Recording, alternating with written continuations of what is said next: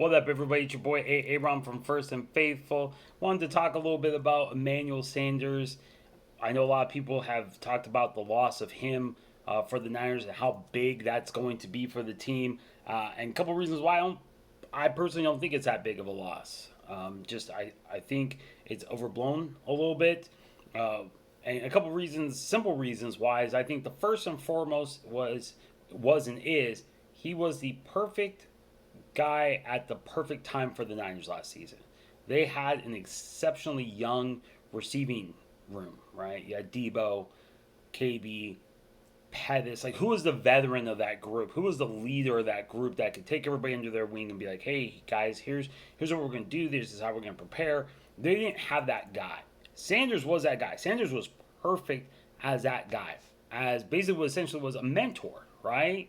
He could take everybody under his wing, and he did, and show them this is how you prepare, right? This is how you prepare during the week, preparing for a game. This is how you prepare during the game, before the game. This is how you act during the game. This is how you act after the game, prepare for the next week's game, etc., etc. And he really took them under his wing, especially Debo and KB, and really showed them how to be professionals, how to make those extra efforts that will put you above everybody else. And I think that was huge.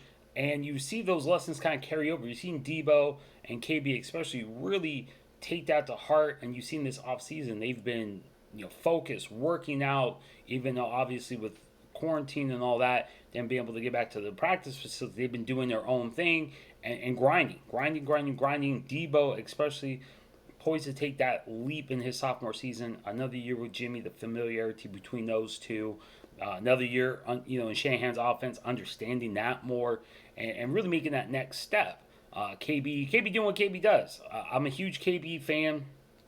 The dude he's that guy, the old saying, hard work beats talent when talent doesn't work hard. That's what KB reminds me of. A guy he doesn't have a measurable that jumps out at you. He's not super fast. He's not super tall. He doesn't leap through the building. He doesn't do anything from an athletic standpoint where you're like, oh my God, wow, I see why he's so good. Yet he gets it done. Comes up with big catches, touchdowns. Seems like all he does is either catch first downs or catch touchdowns. That's what he does in the red zone. He seems to be our best weapon in the red zone. This is what this guy does. He just grinds, just works. So it's great to see him. Even though he went to Super Bowl last year, he got he's still grinding. He's treating it like nothing's guaranteed. Same with Debo, and you love to see that from your all your players, but in that room. And I think that's the biggest thing that Sanders imparted onto him, and why I don't think it's as big a deal that he's gone, because he passed that on. I equate it to a mentor or teacher. When you're in school, right? You go through. I have a daughter. She just went through third grade, right? The third grade teacher then says, okay, you're good. You covered what you need to cover here in third grade. I'm going to pass you on to the fourth grade. You don't need me anymore, and you pass on.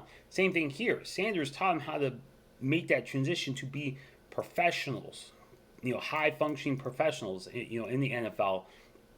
I don't think that they need him for that anymore. I think that's the beauty of him coming in last season, is he taught them how to do that, and therefore I don't think they need him. Now they can take the rookies underneath Ayuk, everybody else, and say, hey, this is these are all the things we learned. We're going to now pass it to you, and now you can learn to be professionals, and you can and so I think that for me is why his presence in the locker room won't be as big a deal, because now I think you're ready to see Debo take that next step and become a leader in the locker room. Same with KB.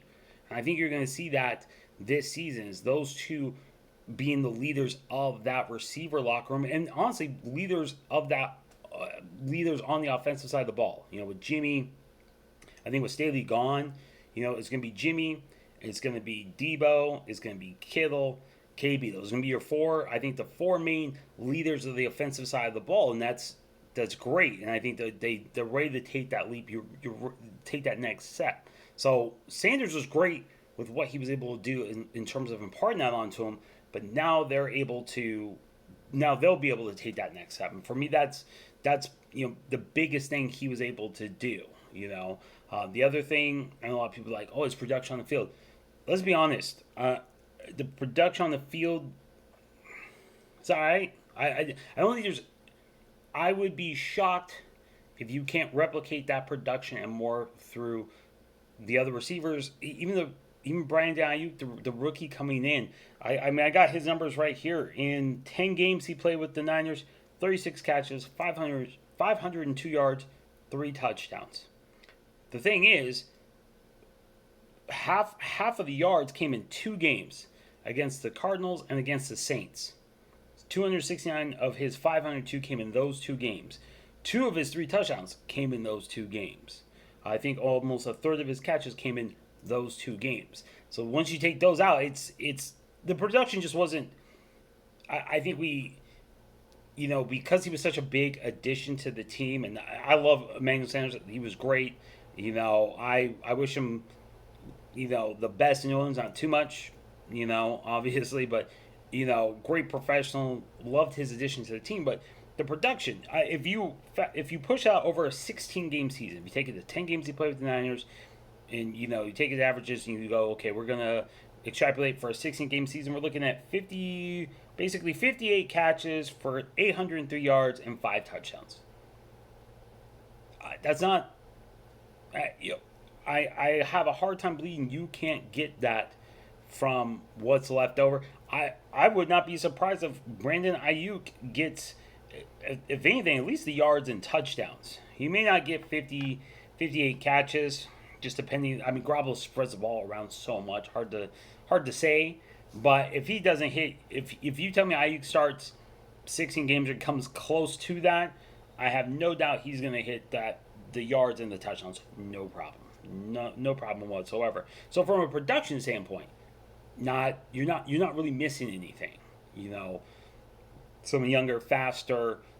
Like I said, the leadership, and that's the thing. The beautiful part in this is that he left, and now you can have those guys take the next step. That's the beautiful part about this, is that he can leave and it's okay. That's the beautiful part about what he did, and how Debo and KB, like I said, especially those two, took it to heart, is that he can leave. And I don't think you're going to see anything go downhill. If anything, I think you're going to see people rise up. It's going to be even better, more vocal in the locker room, leaders, and production on the field. And that's why, I know a lot of people are upset about Sanders. Don't be upset. It was great. Like I said, it was the perfect guy at the perfect time. But now he's moved on. They moved on. They took their lessons. And I think you're going to see a improved Debo, improved KB, ready to be leaders, take the lessons he learned to heart, and really excel this season. And a lot of that I guarantee you will hear them mention his name multiple times when reporters ask him, like, oh, what, how are you? I guarantee you they will mention his name multiple times, that the impact he had coming in, showing them how to be professionals. I guarantee you this. They will mention him over and over and over. I promise you this. You just watch. But anyways, this is Aaron. This is First and Faithful.